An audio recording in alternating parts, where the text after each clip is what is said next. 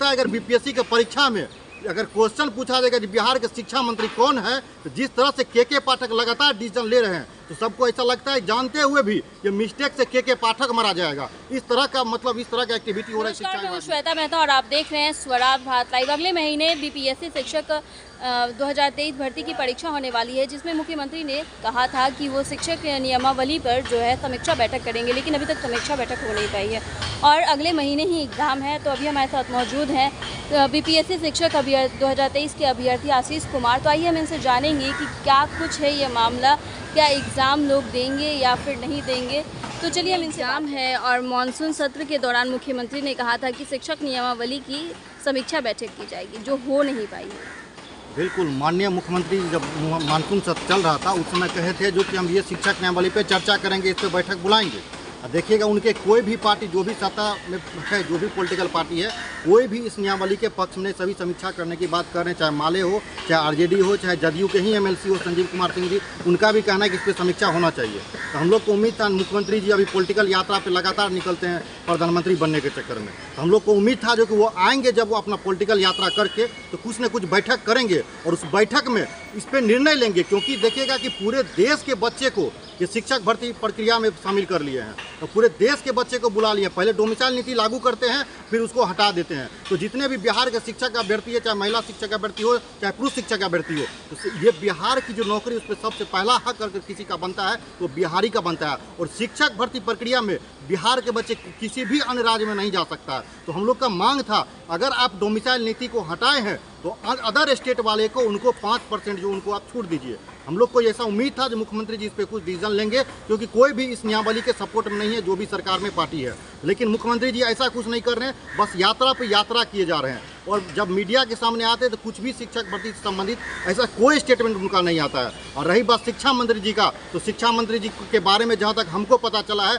तो शिक्षा विभाग में जाते ही नहीं है, सचिवालय विकास भवन में वो जाते ही नहीं है। हमको लगता है अगर बीपीएससी के परीक्षा में अगर क्वेश्चन पूछा जाएगा कि बिहार के शिक्षा मंत्री कौन है, तो जिस तरह से के पाठक लगातार डिसीजन ले रहे हैं, तो सबको ऐसा लगता है जानते हुए भी ये मिस्टेक से के पाठक मारा जाएगा। इस तरह का मतलब इस तरह का एक्टिविटी हो रहा है शिक्षा विभाग में, क्योंकि मुख्य शिक्षा मंत्री का कोई है ही नहीं, किसी तरह का कोई स्टेटमेंट में ही नहीं आ रहा है। के पाठक जी लगातार एक से एक स्टेटमेंट जारी करते हैं, कभी शिक्षकों को बर्खास्त करते हैं। तो मैं आपके चैनल के माध्यम से हमारे शिक्षा विभाग के अपर मुख्य सचिव के पाठक सर से एक क्वेश्चन है कि आप जिस विद्यालय में जाते हैं, आप शिक्षक पर वहाँ पे देखते हैं कि छात्र का उपस्थिति भी है और शिक्षक का भी उपस्थिति है, सारा उपस्थिति आप देख रहे हैं। क्या आप इस बात को मीडिया के सामने आके आप कहेंगे कि आपके विद्यालय में सभी विषय की पढ़ाई होती है? नहीं कह पाइएगा। आप जाते हैं, बच्चा का वहाँ उपस्थिति आप दिखा रहे हैं, 75% उपस्थिति होना चाहिए। क्या आप बताइएगा कि वहाँ पे स्टूडेंट टीचर का रेशियो फॉलो किया जा रहा है कि नहीं किया जा रहा है?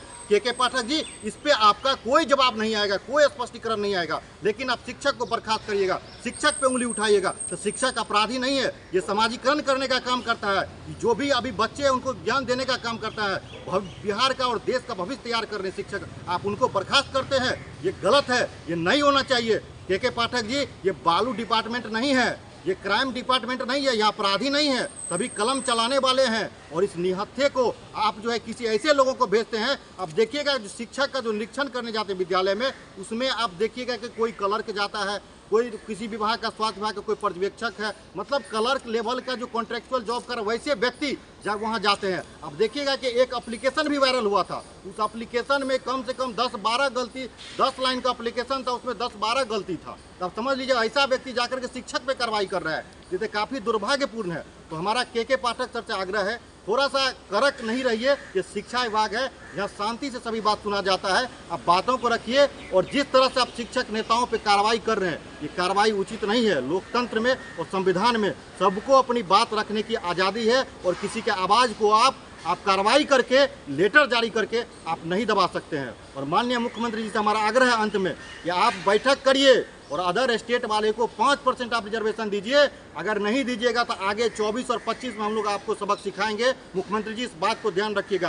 अगर आपका प्रधानमंत्री बनने का सपना है या किसी को भी हटाने का है तो बिहार से ही वो चीज़ होगा। और जब बिहार के युवा शिक्षक अभ्यर्थी छात्र आपके साथ नहीं होगा तो आप भी नहीं जीत पाइएगा। जेपी आंदोलन को याद कर लीजिए, उसमें भी छात्र, युवा, पटना विश्वविद्यालय के छात्र सभी ने भाग लिया था। तब जा करके जेपी आंदोलन सफल हुआ था, अन्यथा सफल नहीं होता। इसलिए युवा को इग्नोर करिएगा तो ना तेजस्वी जी रहेंगे, ना माननीय मुख्यमंत्री जी रहेंगे। तो हमारा आग्रह है उनसे कि 5% अदर स्टेट वाले को दीजिए, और नहीं दीजिएगा तो आप नहीं रहिएगा भविष्य में। और बगल में आप देख लीजिए, अन्य राज्य का हम लोग को एग्जाम्पल देते थे, अन्य राज्य में ऐसा नहीं है। आप देख लीजिए कि झारखंड में कोई भी सीटेट पास अभ्यर्थी उस फॉर्म को भर ही नहीं सकते हैं। अगर डोमिसाइल नीति लागू नहीं है तो उस फॉर्म को कोई भी बिहार का बच्चा या देश का किसी भी अन्य राज्य का बच्चा उस फॉर्म को नहीं भर सकता है। क्यों? क्योंकि झारखंड का जो पात्रता परीक्षा है वो पात्रता परीक्षा पास होना अनिवार्य है। वहाँ पे सीटेट से नहीं जा सकता है, लेकिन सीटेट परीक्षा पूरे देश लेवल पे होता है, पूरे देश के बच्चे उसमें शामिल होते हैं और पास करते हैं। तो मुख्यमंत्री जी इसको विचार करिए, हम लोग किसी अन्य राज्य में नहीं जा सकते हैं।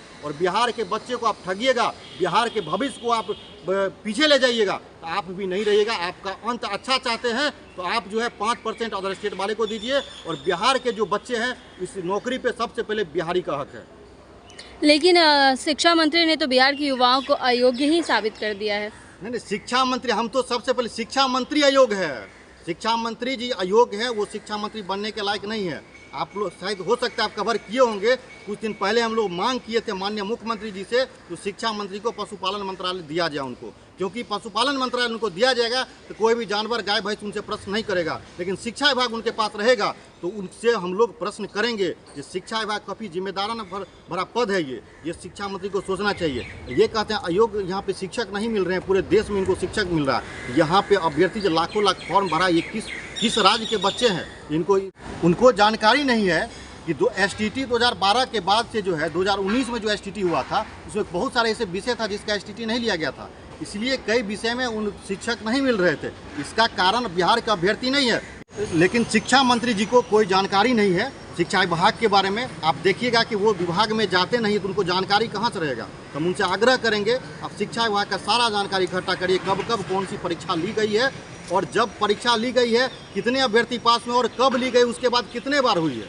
ये शिक्षा मंत्री को जानकारी में होना चाहिए। क्योंकि हम लोग लगातार शिक्षा मंत्री के पास मिलते थे और जाते थे और सारा मुद्दा शिक्षक भर्ती प्रक्रिया से लेकर के सारा उनके पास रखते थे। बिहार के युवा आयोग है जो शिक्षा मंत्री ने बयान दिया था, उसके बाद चिराग पासवान का भी एक बयान सामने आया था कि बिहार के युवाओं को आपने ही अयोग्य बनाया है। 32 साल से आपकी ही सरकार है, दो बड़े भाई और छोटे भाई की सरकार है, तो बिहार के युवा अयोग्य इसलिए हैं क्योंकि आपने ही उन्हें अयोग्य बनाया है। नहीं, देखिए चिराग पासवान जी बोले हैं जो बिहार के, ये बात सही है, 30 साल ये शासन किए हैं।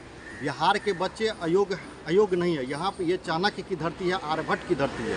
हम लोग जो किसी को अपना आइकन मानते हैं, हम लोग किसी बॉलीवुड का जो स्टार है उसको नहीं मानते हैं। हम लोग का आइकन होता है आर्यभट्ट, होता है चाणक्य होता है।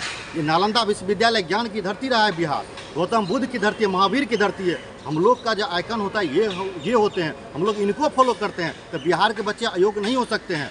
और रही बात शिक्षा व्यवस्था को दुरुस्त करने के बाद, शिक्षा व्यवस्था को गर्त में ले जाने के बाद, ये तो सही है कि 30 साल जो है ये 30 साल नीतीश कुमार और ये लालू यादव जी दोनों मिल करके ये 30 साल शासन किए हैं। तो शासन के तो अभी जो शिक्षा व्यवस्था गर्त में गया है इसका जिम्मेदार मुख्यमंत्री जी और पूर्व में जो मुख्यमंत्री रहे हैं लालू प्रसाद जी और श्रीमती राबड़ी देवी जी, ये सभी लोग जो बिहार को डुबाने का काम किए, शिक्षा व्यवस्था को ध्वस्त करने का काम किए हैं। अब विद्यालय चल रहा है, आप देखिएगा कहीं भवन है तो शिक्षक नहीं है, शिक्षक है तो भवन नहीं है। और बच्चे का जो प्रेजेंटेशन हो रहा है, बच्चे क्यों 75% उपस्थित होंगे विद्यालय में? देखिए लेटर, आप देखेंगे कि लेटर के पाठक सर जारी किए हैं, तो 75% बच्चे क्यों जाएंगे विद्यालय में? के पाठक सर, आप वहाँ पे सभी विषय का पढ़ाइएगा? नहीं पढ़ाइएगा, उसका सिलेबस अधूरा रहेगा। वो खिचड़ी खाने के लिए जाएगा, खाली खिचड़ी खाने के लिए जाएगा, चावल दाल सब्जी खाने के लिए जाएगा? नहीं जाएगा। वहाँ उनका सिलेबस कंप्लीट नहीं होगा तो क्यों जाएगा आपके विद्यालय में? ये जवाब दीजिएगा। सारे विषय का शिक्षक आपके विद्यालय में है? नहीं है। ये ठगने का काम क्यों कर रहे हैं? कभी गेस्ट फैकल्टी के रूप में बहाली कर रहे हैं, क्यों नहीं आप रेगुलर बहाली करिएगा? गेस्ट फैकल्टी से क्यों करिएगा? आप परीक्षा ले रहे हैं, इसमें दीजिए मौका। गेस्ट फैकल्टी से बहाली करके आप ठगने का प्रयास कर रहे हैं, ये उचित नहीं है। ये लोग देखिए सब मिल करके इनको नौकरी या शिक्षा विभाग को देना नहीं है। और बिहार, ये जो मुख्यमंत्री जी हैं, बिहार को शिक्षित करना नहीं चाहते हैं, क्योंकि ये जानते हैं ये गरीब के बच्चे जो सरकारी विद्यालय में पढ़ते हैं, वो अगर पढ़ लेंगे तो वो आकर के सड़क पे अपने हक के लिए आगे बढ़ के लड़ाई लड़ेंगे। उनको ये बात पता है। ये लोग का राजनीतिक रोटी जो ये लोग सेकते हैं जातिवाद करके, ये सब बंद हो जाएगा जब कोई शिक्षित हो जाएगा। कोई इस नाम पे वोट नहीं करेगा, विकास के नाम पे करेगा, शिक्षा के नाम पे करेगा, स्वास्थ्य के नाम पे करेगा। वो सड़क पे आगे अपना हक को जानेगा और हक को मांगेगा। ये नहीं चाहता है गरीब किसान के बच्चे सरकारी विद्यालय में जो पढ़ते हैं वो शिक्षित हो और वो सही एजुकेशन उनको मिले। इन लोगों के बच्चे बड़े बड़े स्कूल में पढ़ते हैं, प्राइवेट स्कूल में पढ़ते हैं, लोयला में पढ़ते हैं, डॉन बॉस्को में पढ़ते हैं, लेकिन गरीब के बच्चे सरकारी विद्यालय में पढ़ते हैं। उनको इससे मतलब नहीं है, सिर्फ गरीब को वोट बैंक की राजनीति में रख करके ये लोग राजनीति करते हैं और ये इनका चलेगा नहीं ज़्यादा दिन, ये दुकान बंद होने वाला है। तो अब देखने वाली बात ये होगी कि शिक्षक नियमावली में जो है वो सुधार होता है, इसके बारे में समीक्षा बैठक होती है या फिर ऐसा ही एग्ज़ाम होगा। तो सभी तमाम खबरों में बने रहने के लिए देखते रहिए स्वराज भारत लाइव।